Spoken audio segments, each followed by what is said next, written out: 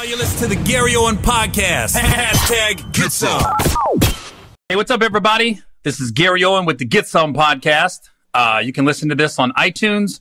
Just go to Gary Owens, look up Gary Owen, hashtag Get Some. Or, as always, go to YouTube, youtube.com/GaryOwenCom. As always, I'm going to start with my schedule. This weekend, October 25th, I'm in Augusta, Georgia, at the Bell Auditorium. That's James Brown's hometown. Then October 26th, I'm in Mobile, Alabama, at the Mobile Civic Center. And November 1st, I'm in Jackson, Mississippi, at the Mississippi Coliseum.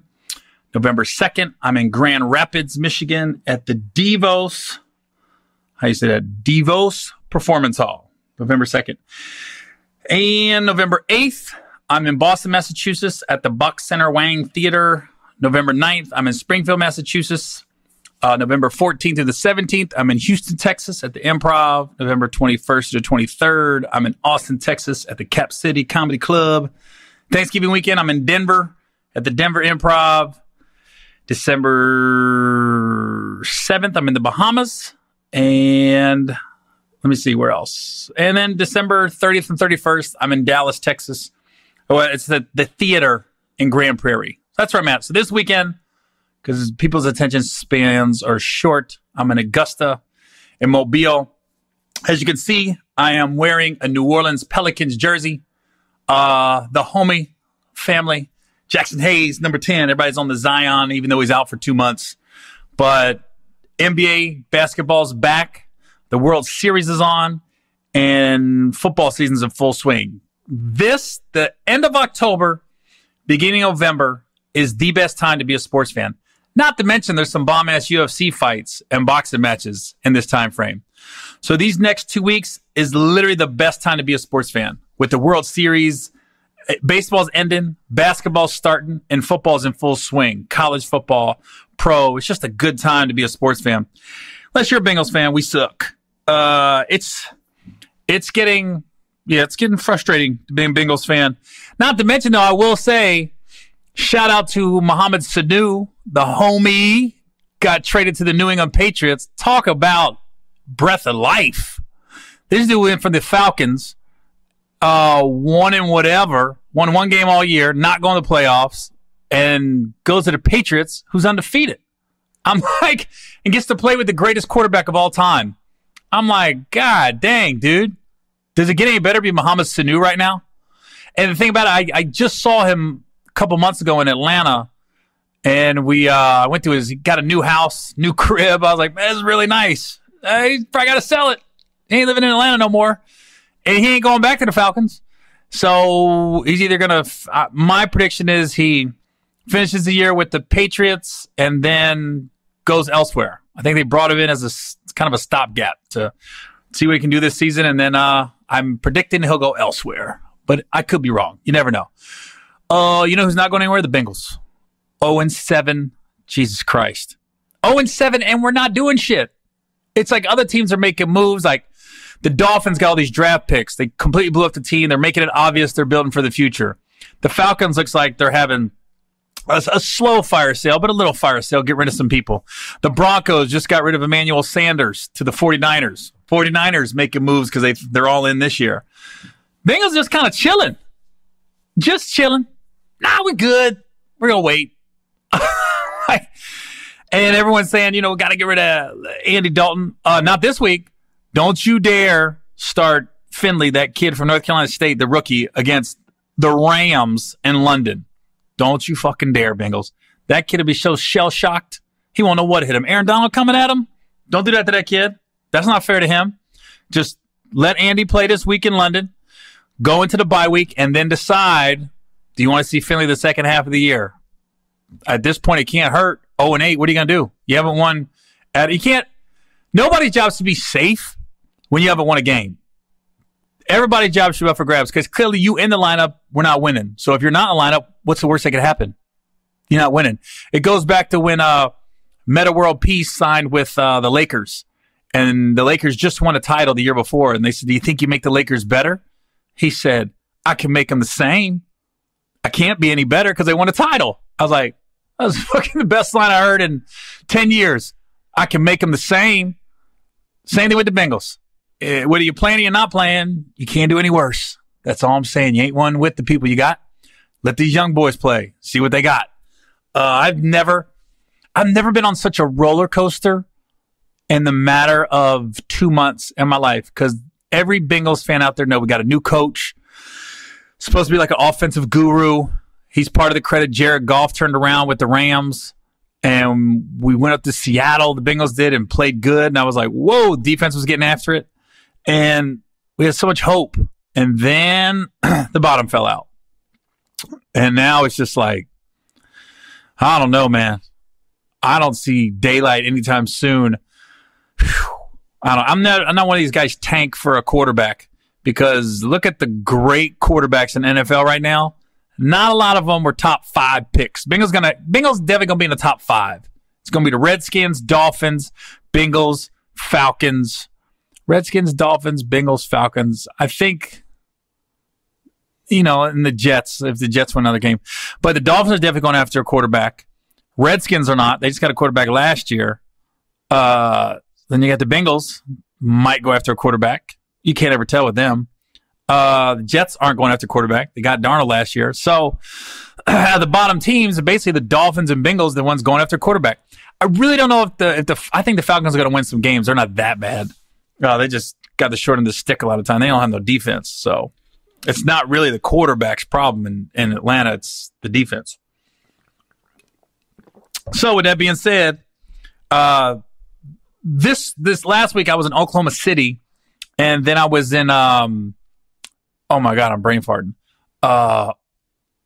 Holy cow, that sucks when you leave a city and Virginia State. I was in Petersburg, Virginia last Friday. Then I was in Oklahoma City Saturday. So when I go into Oklahoma City, I called a buddy of mine, Roy Williams, who used to play with the Bengals and Cowboys and played at Oklahoma. And Roy's doing really well with his post career. I'm not going to get into what he's doing, but he's doing a lot. He's really into cigars though. Do smoke. He brought me if you go to my Instagram page, he brought me like a 3-foot, maybe 2-foot cigar. It's too big to smoke. And then he brought me all these other, I guess they're high-end cigars that I got. Brought me like 50 of them. And then I asked him, I said, hey, why'd you move back to Oklahoma from, he grew up in the Bay Area, and then he went to college in Oklahoma, and then he played ball in Dallas and Cincinnati. So outside looking in, most guys you think would go back home or go into the city where they played most of their pro football career at. And he said, yo, when I was in Cincinnati, he goes, I went up to Columbus. He goes, and I saw Eddie George had a restaurant, which Eddie George's restaurant in Columbus is that's for a sports bar with athlete's name on it. That's some of the best food. If you ever in Columbus, go to Eddie George's restaurant. It's so good. And he said, I saw he had a restaurant. He goes, and he was looking at some other guys. And he goes, wait a minute. All the guys that are after they retire, that are kind of killing it with entrepreneurial type stuff, all went back to where they played college. He goes, so I was like, screw it, I'm going to move back to Oklahoma. Because Oklahoma City is, I guess, only 30, 45 minutes from the University of Oklahoma. So he says, I'm going to go back there. And I say this all the time. I go, it makes sense because you're tapped in socially. When you're an All-American like Roy was at Oklahoma, you're like a freaking god in that area, the Oklahoma area. So as far as business ventures, it's easier to get your foot in the door, and people want to be in business with you. So he's got his hand in about 3 different businesses, but for all purposes, it looks like he's killing it in his post-career. So I always said that. I've said that numerous times. That's why even in Cincinnati, even though it's a pro team, there's not an NBA team. And you see a lot of ex-Bengals kind of stay in the area. You got Barney Bussey and David Fulcher and Jim Breach, and a lot of them stay in that Cincinnati area because they're tapped in socially. You go to any high school game in Cincinnati, football, it's like you always see a couple kids with the last names that sound familiar.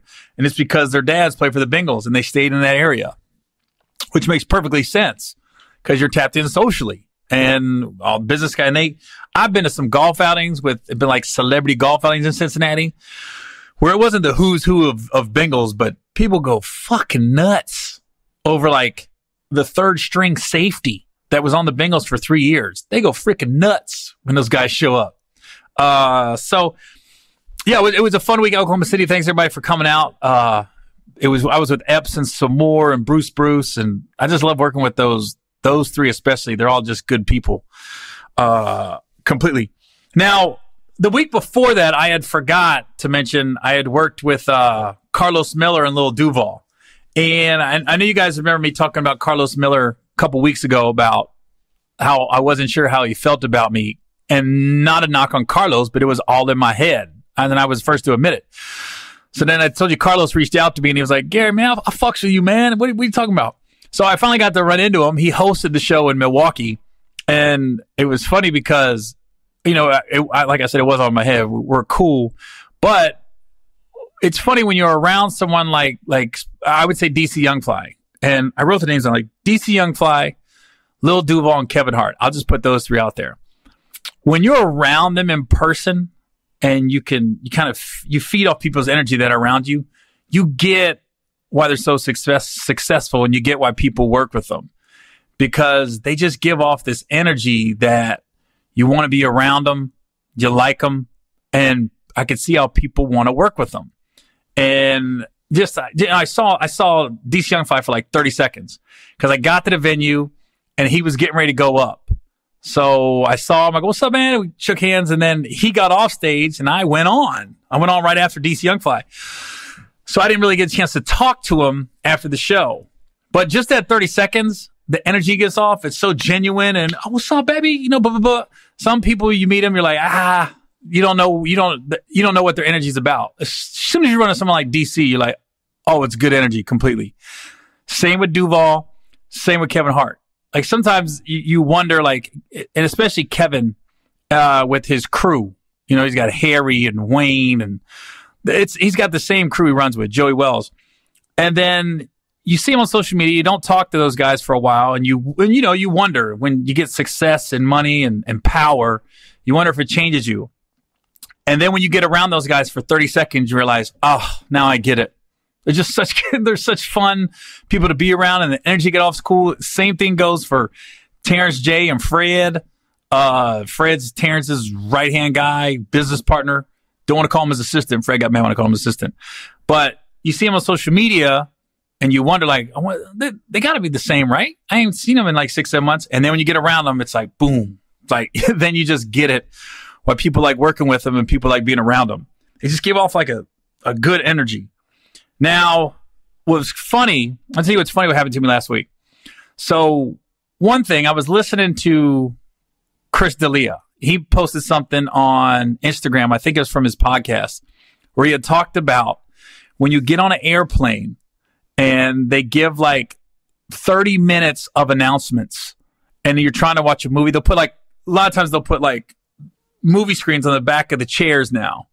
And you'll sit there and you'll get into watching a movie or a TV show, and then the flight attendant comes on and gives like just a bunch of bullshit about, you know, put your seatbelts on and the flight's going here and we give to this charity and Delta is the number one airline or United's the number one airline in the last year and the fiscal year.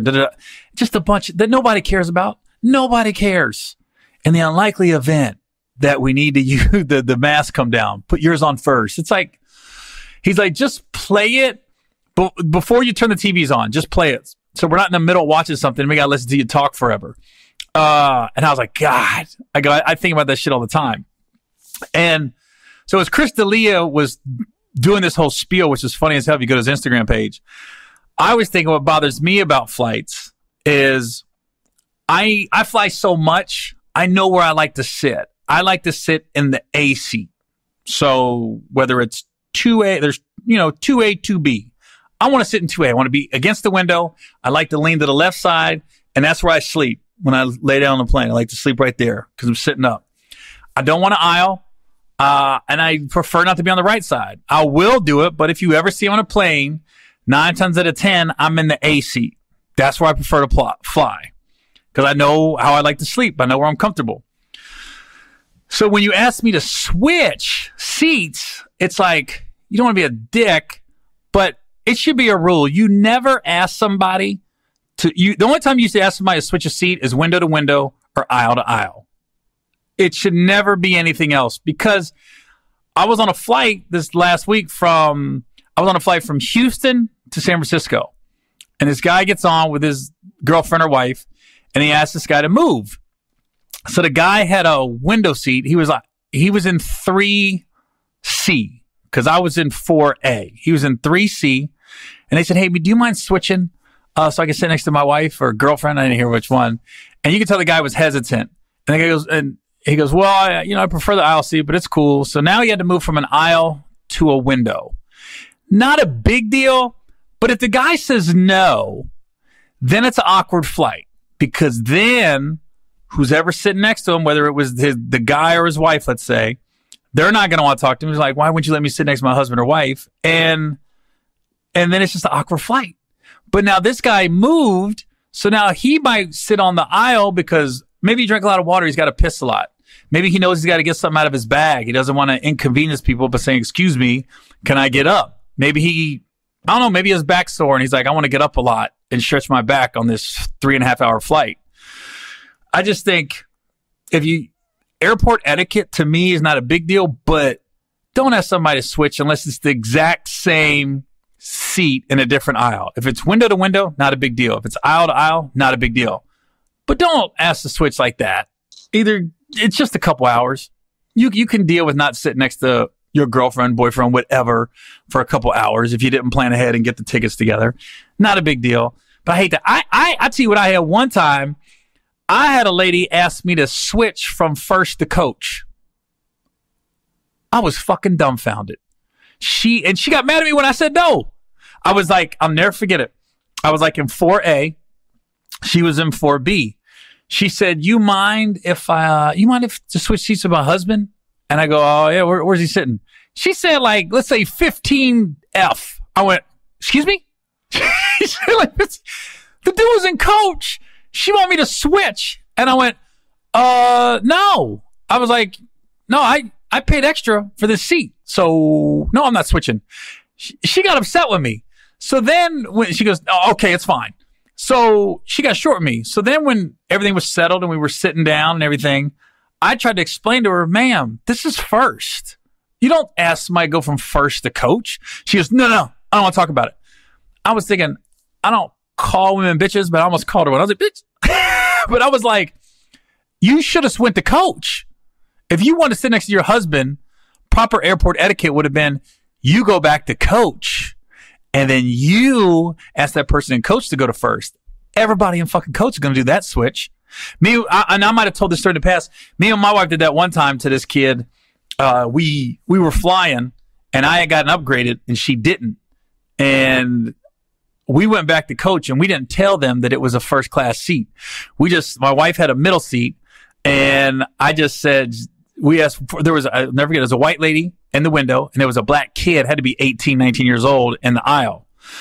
So we walked back there. We asked the lady on the window, he's like, hey, do you mind switching so we could? She goes, no. And never really made eye contact with us. He just looked out the window. I was like, So then we went to the kid and we said, hey man, do you mind switching? He goes, yeah, I don't care where. And we gave him our ticket and he's looking at it and he kept walking to the front of the plane. And then he stopped like in a movie, did a complete 180, came back to him and goes, hey, this is first. And we was like, we know. Enjoy it. Yeah. And the lady looked over. I was just looking at her like, before you just jump and say no, ask what the seat is. And then the kid came back halfway through the flight and said, they're feeding us. You want something to eat? We were like, no, enjoy it. Then we get off the plane and he waited for us to thank us again. That kid waited for us again as we got off, 10 rows after him. And he was like, hey man, thanks again. That was awesome. And I had never felt like so happy switching seats in my life with somebody. But the lady was just like, no. And I guess looking back on it, it kind of goes to my point. If she knew that was the seat she wanted, don't switch. But she was just so rude about it. Like even when that lady asked me to go back to coach, I was polite. I said, no, this is first. That's coach. She goes, no, that's fine. And then I said, ma'am, I paid extra for this. I'm not going back there. So Yeah, but I saw Chris Lee. I really think like airport etiquette, just for those of you that fly and don't fly a lot, it's not a big deal if you're not sitting next to your significant other. And that guy was just put in a weird situation. I almost felt for the guy because he was comfortable. He was ready to go. And then these people come in with the, you mind switching? If they would have had aisle to aisle, yeah, go ahead and switch. And I need to take it one step further.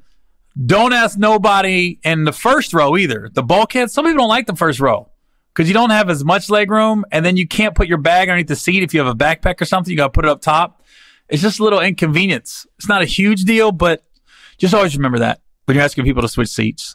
I would just take the L and be like, nah, we ain't going to ask. Unless it's window to window or aisle to aisle. Never ask somebody to switch out of if they have a window or aisle to a window or aisle, if that makes any sense. Anyways, so I'll tell you what's funny though. So from Richmond, Virginia to Oklahoma City, me and my road manager, Brad, we was on the same flight. So our layover was in Atlanta.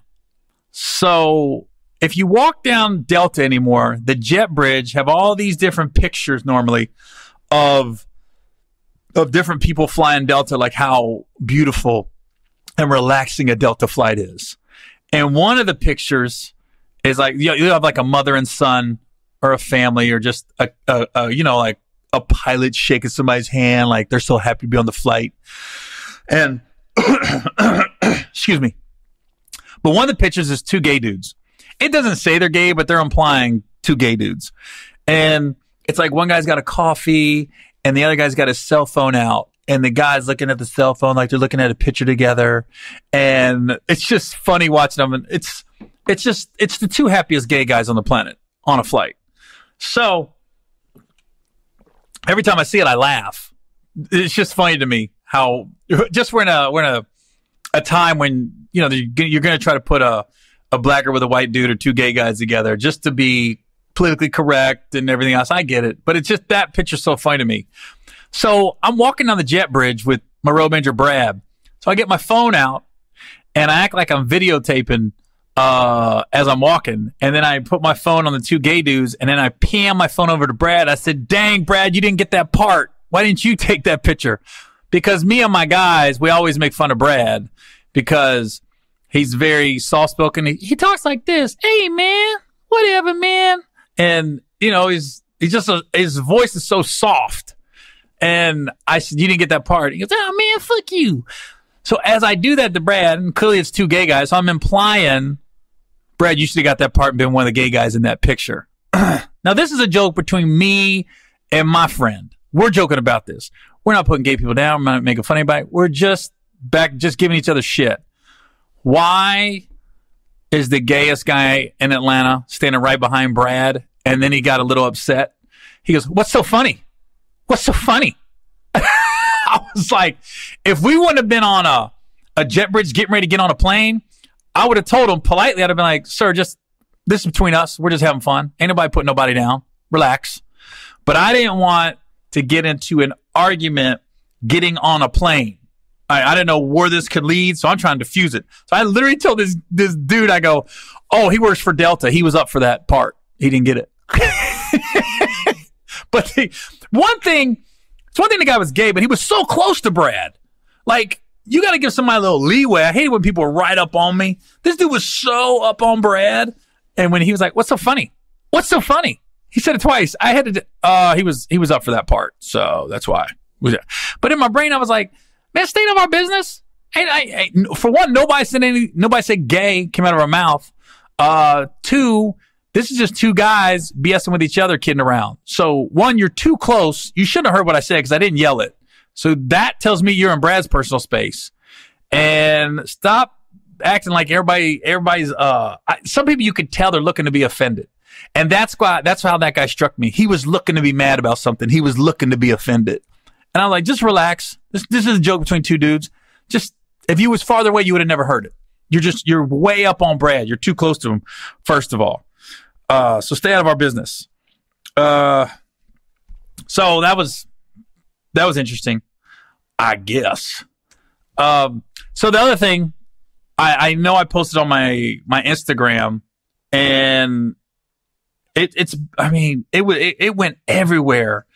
But did you see the video of the teacher basically taking the shotgun away from that kid in Portland, Oregon, and then disarming him, and then he hugged the kid afterwards? Oh my God. So I saw it on Lonnie Love's page, and I reposted it, and it struck me, man. I found myself getting all, watery, teary-eyed when I saw it, because I guess it happened in May this past year, and I didn't hear about it when it happened. But it was a football coach, teacher. Guy's name is Keenan Lowe, and this kid came in. The kid wasn't. Here's the thing about it. It was a high school in Portland, Oregon. This kid, he wasn't coming to shoot up the school. He was coming to shoot himself. He was coming to commit suicide. He had like one. He only had it was a shotgun, so it wasn't like an AK-47. He wasn't coming to kill everybody. He was coming to kill himself.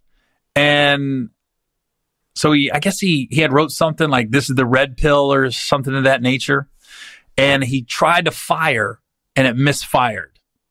And when he did that, this teacher coach, Keenan Lowe, jumped up, grabbed the shotgun from him, and then, held it off, was holding the kid, led the kid to the hallway, and then first you see one lady take off. Then you see another teacher come in and grab the shotgun from Keenan. And then he just started hugging the kid, and he wouldn't let the kid go. And you could see the kid starting to fight the hug, but then he embraced the hug. And all this took place in like a minute on the video. And a couple of things that struck me. One is the kid did a movement. He had glasses, and he took his finger and put his glasses back on his face, on his eyes. And then he did a hand gesture, like his left hand came out, and it was like up in the air, and he kind of was trying to push Keenan away from him a little bit. And I'm sitting there looking at it, and I think that's what got me, because my son, Austin, wears glasses, and he puts his glasses on just like that kid did. And his hand movement was similar to my son's Austin. Now, my son Austin has nothing to do with this video, but just that subtle movement of putting his glasses up and then his hand came up is like a mannerism that my son does sometimes. And so for a second, I saw my son in that video, and I was like, oh my God, I think that's what got me. And I'm thinking, I don't know what that kid was going through. I heard it was girl problems. His girlfriend broke up with him and everything else, but that kid needed that hug worse than anybody.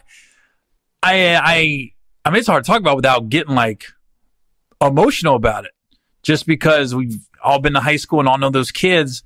In fact, when I went back a couple years ago, and we aired it on my reality show on BET. You can go to BET On Demand and go to like episode 7 and look up the Gary Owen Show. Go to episode 7, and that's the episode where I went back to my high school and I talked to my high school about me growing up and just the mental and physical abuse I went through. But I even when I was talking to the kids, I closed my speech talking to these kids and the teachers at my high school. I said, if you see a kid in the back of the classroom disengaged, or a kid not showing up to class or anything, or his kid just wandering the hallways, I just don't assume that's a bad kid. Don't assume that kid's a loser or ain't gonna do anything with his life. I said, stop, talk to the kid, ask him how he's doing, ask him if everything's okay. Sometimes that's all some kids need. Is just to know somebody knows they're interested in them. Because with me, and I told the story to my school, is I was in 10th grade and I wasn't playing a lot on the football team. I wasn't that good of an athlete. I just felt like nobody was paying attention to me.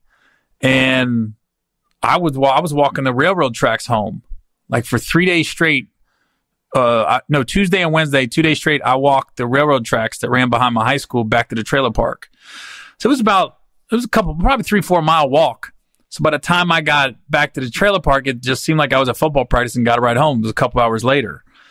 And so nobody knew. And then Thursday, my head football coach, Doug Kraus, I'll never forget it. He was our librarian. Put his hands together. He was like, He's like, Gary, it's come to my attention. You haven't been to practice the last couple of days. He goes, you still want to be a part of this team? And I was like, yeah. He goes, okay, I need you to practice. We need you. I need you to practice. We need you. They didn't need me. I was 125 pounds, 5'3", not athletic ability. That football team did not need me. But the fact that my coach noticed me and my coach made the comment, we need you, I never missed another practice. I felt noticed for the first time.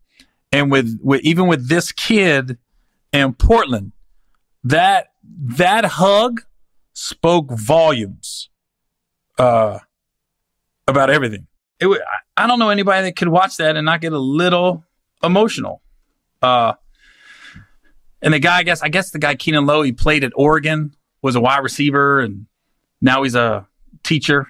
And the video, I was like, whoa, I guess it was national news, but how did not more people know about it until that video came out? I guess it's similar to the Ray Rice video. Like everybody knew Ray Rice hit his wife, but till the video came out and we saw how bad it was, then he really got suspended. So hopefully this guy, Keenan Lowe, I think a lot of people knew he disarmed a student, but I don't think we knew the extent of it and just how emotional it was.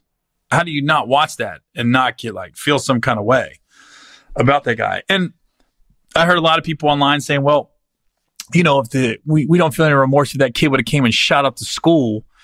And I agree with that. But, hurt is the old saying, hurt people hurt people. And he wasn't coming there to shoot up the school. He was coming there to kill himself. He didn't have an AK-47. He had a shotgun, which 2 shells. Boom. Thank God it jammed. Hopefully the kid is getting help and can become a productive member of society. But, man, I mean, that video, it's breathtaking to watch. I probably watched it 100 times. I can't stop watching it.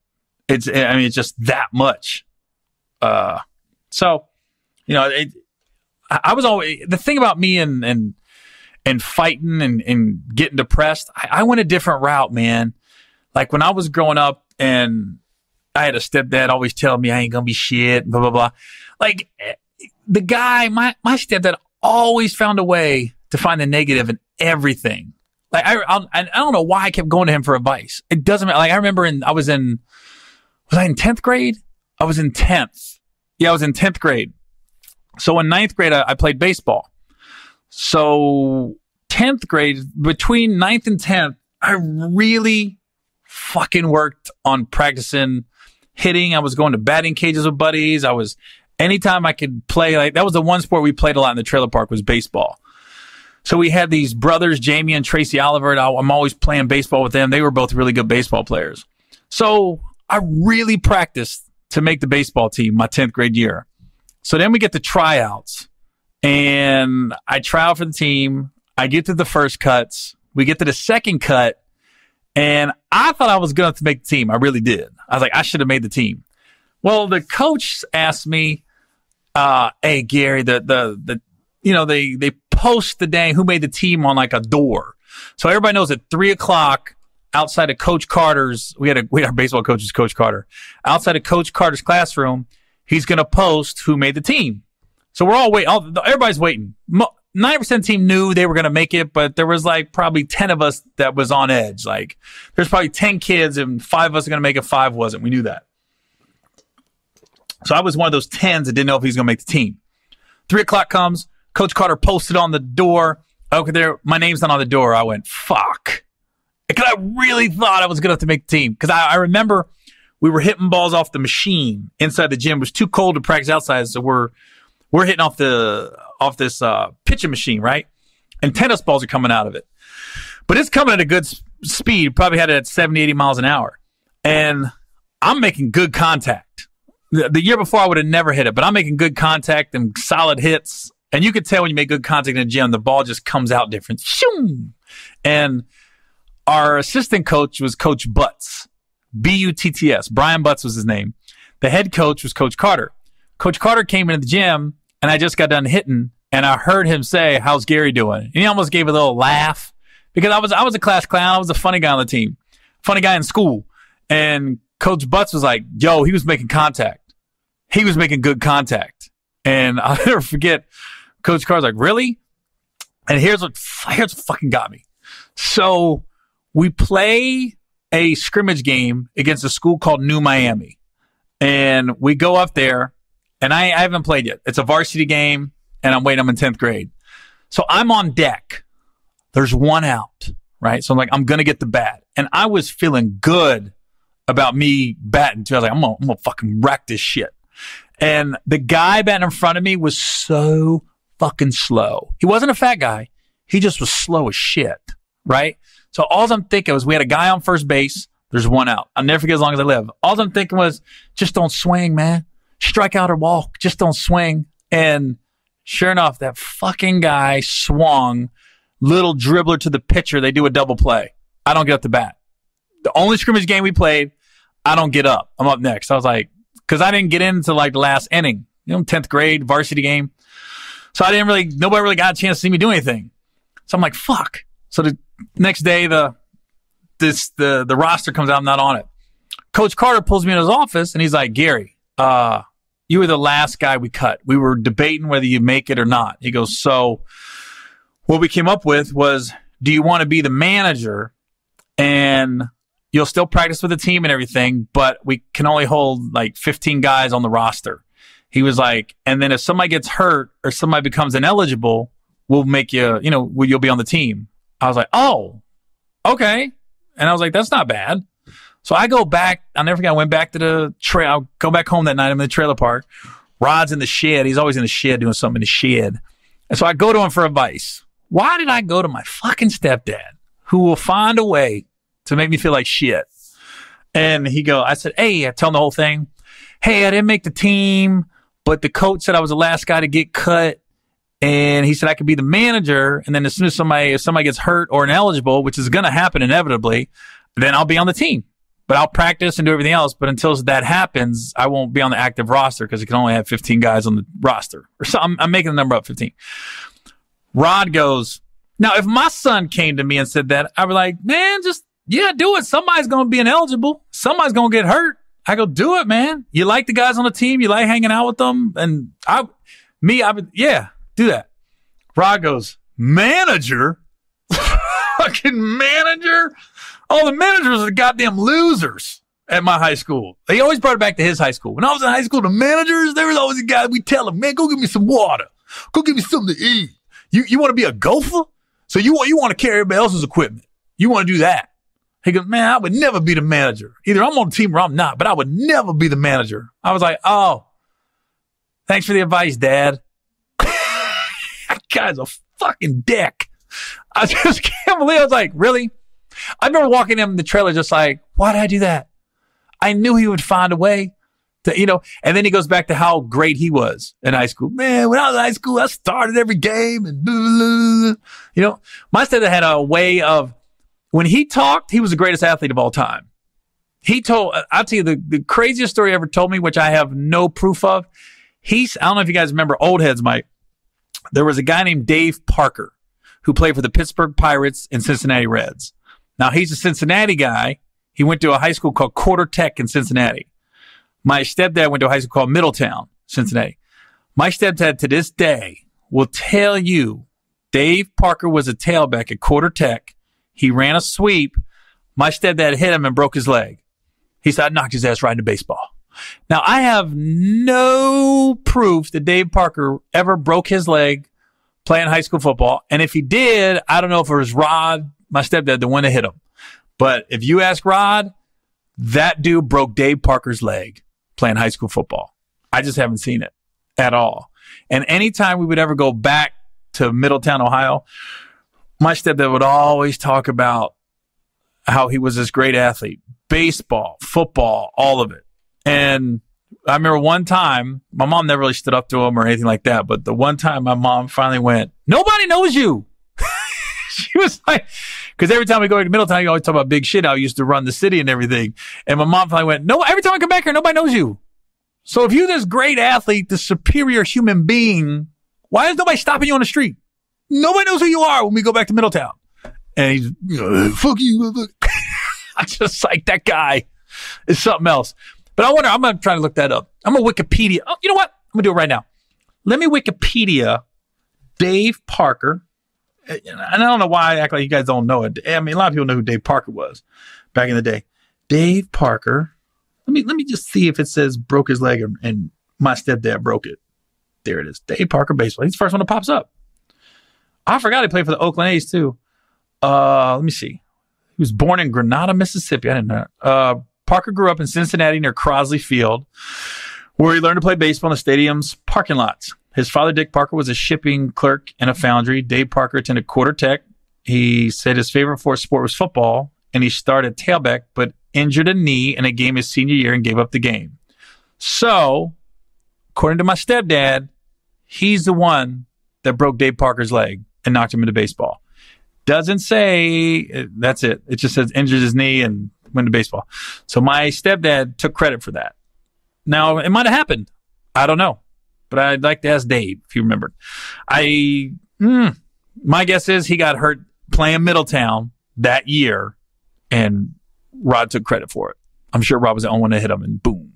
But Rod's also the one that he also said he saved me from going to war, and he saved me from going to jail at some point. There was a conversation I had with my stepdad, and one conversation my stepdad told me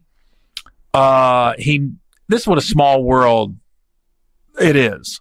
When I was in boot camp in the Navy, my what they call company commander, which is like a drill instructor, was also from Middletown, Ohio. His name was Jeffrey Atkins, and Chief Atkins, we called him. And as I'm in boot camp, I noticed he kept saying things that I knew. He kept making Ohio references. And finally, after about 3 weeks into boot camp, if you you're getting kind of rapport and you can actually talk with respect to your company commander. And I was like, Chief Atkinson, may I ask you a question? And he was like, yeah, go ahead. And I was like, are you from Cincinnati, Ohio or Middletown, Ohio? He goes, yeah, Middletown, Ohio. I go, no way. And I told him my stepdad's from there and all my uncles and stuff and family. So the rest of the time in boot camp, I was called homie because I was from the hometown. And he, fast forward 30 years later, 25 years later, my stepdad tells me, hey man, you remember your company commander, Jeff Atkinson? I was like, yeah. He goes, remember that story I told you where, three guys jumped? There's a restaurant in Middletown, Ohio called the Brown Jug. It's like a drive up, like almost like a 50s diner where you park your car and somebody comes out, takes your order, and you just eat in the car, you eat in the parking lot. And this was in the late 60s, early 70s. He goes, remember I told you about those three dudes jumped that dude at the jug and I beat all three of their asses and saved that guy's ass, basically? I said, yeah. He goes, you know who that guy was? That was Jeff Atkinson, your company commander. He goes, when he found out I was your dad, he told me, he goes, I'll make sure Gary never goes to war ever for what you did for me. And I was thinking, really? I'm in the Navy. Navy don't really, unless you're a Navy SEAL, you don't really go to war anyways. You want to ship. Plus, I was in the Navy in between wartime. I was before 9/11 and I was after the Gulf War. I was right in the middle when I was in the Navy in the late 90s era, mid 90s. So I'm like, there was no war to go to. Two, makes no fucking sense because when you're not an officer, my company commander was E7. That literally, when my stepdad told me that story, this is why it don't make any sense. Anybody in the military knows nobody can promise that. Two, Elvis went to war. Motherfucker, I'm not bigger than Elvis. They tried to send Muhammad Ali to war. The company command, if that was true, let's just say if that was true. E7 in the Navy. E7 is a rank, a job title, a chief. That is the equivalent of like a backup punter on an NFL football team going to somebody go, I'm going to make sure your son makes the team. Okay, I'm the backup punter on the Dallas Cowboys. You know what? Since for what you did for me when we were growing up, when your son is going to go out for the Cowboys, I'm going to make sure he's on the team. That's about what the equivalent is. It's the equivalent of the backup punter saying, I'm going to make sure your son's on the team. I'm going to make sure he makes the team. That's basically the same thing my stepdad said to me.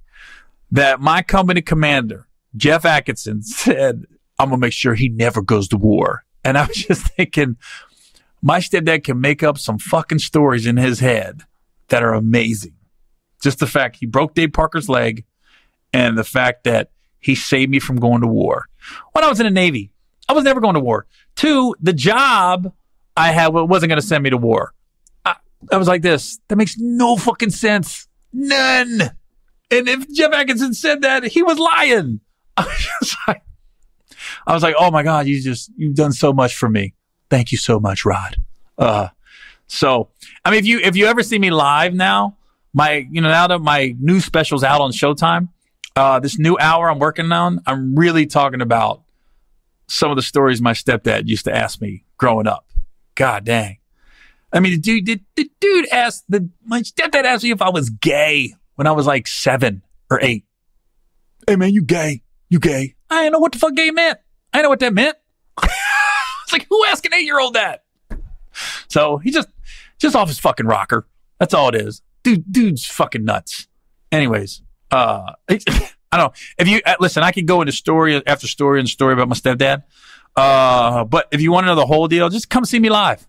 Come see me live this weekend in Augusta at the Bell Auditorium. It's on Friday. Then Saturday I'm in Mobile, Alabama. So just, if you want to know more about my stepdad, just come see me live. Dude's fucking off his rocker.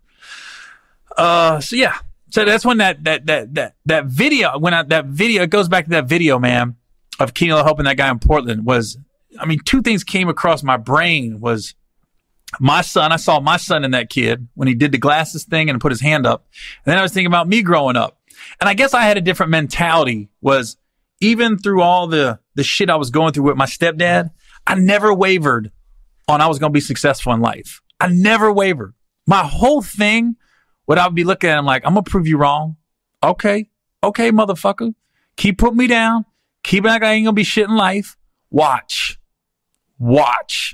I never wavered. Never. I always knew. I remember sitting in my trailer park. I had a bedroom and I was sitting, they had this big bay window or something like that in the front of my trailer. And I used to sit at the window and just look out at night sometimes and during the day. And I was thinking, this is not my life. This is not where I'm going to end up. There was no doubt. I was like, they don't even know. That's why I joined the Navy so soon. I was 17. My mom had to sign me up. I couldn't get out of that freaking area fast enough. And I always say it wasn't about where I was going. It was where I didn't want to be. I don't want to be stuck in that trailer park my whole life. Or I didn't want to be sucked into the cycle of just repeating everything. So it was weird, man. I got a buddy named Derek Callahan, and he'll tell you, man, growing up, I used to tell that dude, I go, I'm going to make it. I'm going to be a stand-up. I'm going to fucking make it. There was never a doubt in my mind. I was like, I just got to get to California. I just got to get there. I was like, I remember talking to Chris Herron about that. He goes, wow, most people kind of repeat the cycle or get down or become abusive or go to drugs. I was like, nope. I've smoked weed a few times, but I've never done cocaine, mushrooms, pills, none of that shit. None. Because I always feel like if I became addicted to something, then Rod would be like, I'm right. I knew it. I knew it wouldn't be shit. Or if something happened, I'd be like, ugh. So it's anytime I think about that, anytime I think about that motherfucker, man, that's what goes through my brain. Like, I'm not going to fail.